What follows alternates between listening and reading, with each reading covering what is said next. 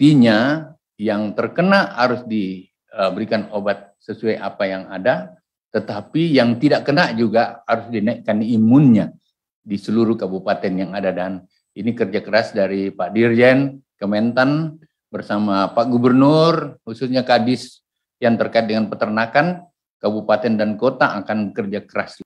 Catatan saya di dalam menghadapi situasi PMK ini, yang pertama tentu saja kerjasama yang kuat antara semua jenis pemerintahan, pusat, gubernur, provinsi maupun kabupaten.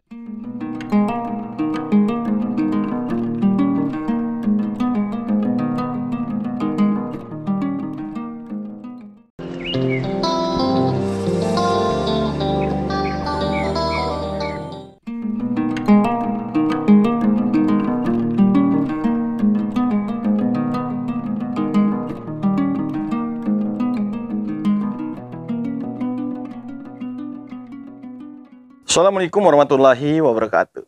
Jumpa kembali dengan channel pertanian Bang Yarta PPL. Apa kabar sobat tani semua? Semoga selalu dalam keadaan sehat dan berbahagia. Sobat tani semua, pada konten kali ini ada informasi penting yang harus kita ketahui bersama. Sebuah berita yang mulai memberikan rasa takut kepada sahabat kita para peternak. Bagaimana tidak? Virus yang sudah lama tidak terdengar sekarang muncul kembali dengan penularan yang begitu cepat. Ya, penyakit mulut dan kuku yang sering disebut dengan PMK. Sebelumnya terima kasih untuk sobat semua yang sudah mengklik video ini. Semoga bermanfaat, rezekinya berlimpah ruah, dan yang pasti sukses selalu untuk Anda. Sobat tani semua, penyakit mulut dan kuku dengan istilah PMK adalah penyakit yang disebabkan oleh virus yang sangat menular pada hewan berkuku belah atau bercabang dua. Misalnya, sapi, babi, dan domba. PMK menyebabkan luka yang menyakitkan, lecet pada kaki, mulut, puting hewan. Hadirnya PMK pada ternak memiliki konsekuensi yang sangat tinggi, karena penyakit ini berpotensi menyebar dengan begitu cepat, menimbulkan kelabilan ekonomi suatu wilayah, bahkan negara. Penyakit yang disebabkan oleh virus foot and mouth disease merupakan penyakit yang sangat mudah menular pada hewan peka. Apa hewan peka ini? Nanti kita akan dengarkan ulasannya. Menyebabkan kerugian ekonomi yang sangat tinggi, membutuhkan usaha yang luar biasa, extraordinary untuk pengendaliannya. Penyakit ini menjadi eksotik di Indonesia sejak tahun 1990, kemudian hilang tak terdengar, dan sekarang muncul kembali pada tahun 2022. Pertanyaannya sekarang adalah, mengapa kita harus begitu waspada terhadap penyakit PMK ini? Karena yang pertama, penyakit ini dapat menyebar dengan sangat cepat, mengikuti arus transportasi daging dan ternak yang terinfeksi. Yang kedua, dia menimbulkan kerugian ekonomi yang sangat besar. Misalnya penurunan berat badan yang permanen. Yang ketiga, pengendaliannya sulit dan kompleks karena membutuhkan biaya vaksinasi yang sangat besar serta pengawasan lalu lintas hewan yang sangat ketat. Negara Indonesia terdiri dari puluhan ribu pulau dan ratusan pelabuhan besar dan kecil, sehingga sangat rawan penyelundupan hewan ternak dan bahan asal hewan, baik yang berupa daging, kulit, dan lain-lain, dari negara-negara endemis PMK.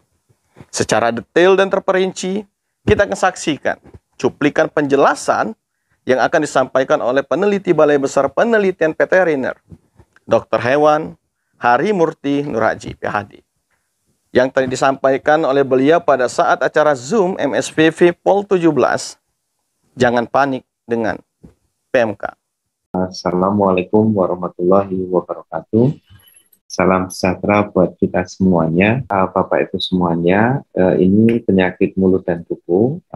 Ini supaya Bapak Ibu lebih mudah, perhatikan kata kuncinya yang saya merahi saja. Ini karena banyak. Yang pertama, bahwa penyakit ini disebabkan oleh virus. Virusnya disebut sebagai virus PMK atau virus foot and mouth disease. Jadi virus FMD di sini. Kemudian merupakan penyakit yang sangat menular pada hewan yang peka. Jadi hanya hewan yang peka yang menular. Ke hewan yang tidak peka itu tidak menular. Jadi penyakit ini tidak menular pada ayam, penyakit ini tidak menular pada bebek, penyakit ini tidak menular pada angsa. Ini hanya hewan-hewan yang peka saja. Apa hewan yang peka? Nanti kita bahas satu persatu. Kemudian yang ketiga adalah menyebabkan kerugian ekonomi yang sangat tinggi. Kenapa ini membuat banyak negara untuk konsentrasi penuh terkait penyakit ini? Karena satu, penyebarannya secara cepat, mirip dengan corona, itu dalam satu minggu, kurang dari 1 bulan penyakit ini sudah menyebar kemana-mana. Nah ini yang menjadi concern atau perhatian dari setiap negara di dunia. Kemudian yang keempat, membutuhkan usaha yang luar biasa. Saya quote di sini, extraordinary. Apa itu extraordinary? Tadi sudah dijelaskan melalui arahannya Prof. Dedi. Satu, bahwa butuh kerjasama. Kemudian yang kedua, berjamaah, sinergi, dan ini ujung tombaknya adalah Bapak Ibu semuanya. Yang disebut extraordinary. Ini bukan ordinary saja, tetapi butuh upaya extraordinary. Jadi setelah ini mungkin dari informasi ini tolong disampaikan kepada teman-teman yang ada, saudara-saudara kita semuanya, masyarakat di Indonesia terkait dengan penyakit PMK. Kemudian yang paling penting tadi disampaikan jangan panik. Artinya kalau panik tidak menyelesaikan sesuatu, kita harus cari solusinya, kita harus cari cara-cara untuk pengendaliannya. Tadi disampaikan dengan jelas sekali oleh Prof. Dedi. Kemudian yang terakhir, penyakit ini menjadi eksotik. Saya tanda petik lagi. Eksotik ini adalah penyakit yang tidak ada di Indonesia sejak tahun 1990. Artinya kita sudah pernah ada sebelum 1990 dan muncul kembali jadi 1990 sampai 2022. Jadi sekitar 3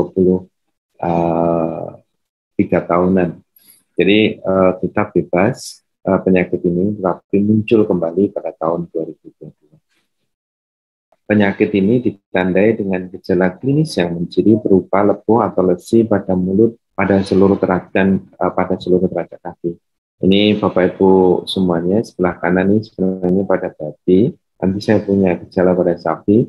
Ini ada lepuh pada mulut di sini yang menunjukkan ini salah satu kejadian PMK. Ini juga babi, kakinya sampai teracaknya hilang. Penyakit ini karena ada lepuh di sini, kemudian ada sakit yang ada di kaki, ini menyebabkan kelemahan, penurunan nafsu makan, penurunan produktivitas pada ternak yang infeksi. Jadi intinya penyakit ini morbiditasnya atau penyebarannya itu sampai 100%. Jadi penyakitnya itu 100%, sampai artinya dalam satu kandang misalnya, itu 5 ekor bisa terkena semua, tetapi mortalitasnya atau tingkat kematiannya itu rendah. Jadi hanya sekitar 1%. Jadi Bapak Ibu semuanya, untuk tingkat kematian hewan yang mati itu rendah. Hewan peka PMK adalah hewan berkuku belah atau ini rentan terhadap infeksi PMK seperti sapi, kerbau, domba, kambing, babi, rusa, onta, dan lain-lain. Nah, ini kuncinya Bapak Ibu semua bisa lihat di sebelah kanan. Gejala klinis dari PMK adalah vesikel. Vesikel itu lepuh-lepuh, kemudian blister. Itu ada seperti tonjolan, kemudian ada isi air atau erosi di sekitar mulut, lidah, gusi, nostril, kulit sekitar teracak dan puting. Ini contohnya yang ada di mulut. Ini yang sapi, Bapak Ibu semuanya lihat ada lepuh, kemudian hilang, lepas kulit-kulitnya. Ini pada sapi, kemudian lepuh pada babi, kemudian kepincangan karena otomatis kakinya ada luka di situ sehingga sapi jadi pincang. Hipersalivasi, bersalivasi itu kebanyakan leleran lidahnya, aliur berbusa di lantai kandang. Nah ini seperti ini. kemudian pembengkakan kelenjar submandibular. Ini hewan lebih sering berbaring, demam pasti, kemudian akan sangat bervariasi mulai dari gejala klinis kurang jelas sampai dengan gejala yang parah. Ini Bapak Ibu semua kaki, ini yang sebelah kanan yang atas adalah kaki babi, anak-anakan, itu sampai lepas di sini. Kemudian ini kaki sapi di perbatasan antara di bagian jari, di sini kaki. Itu namanya perbatasan antara kakinya dengan kukunya. Jadi di situ banyak luka.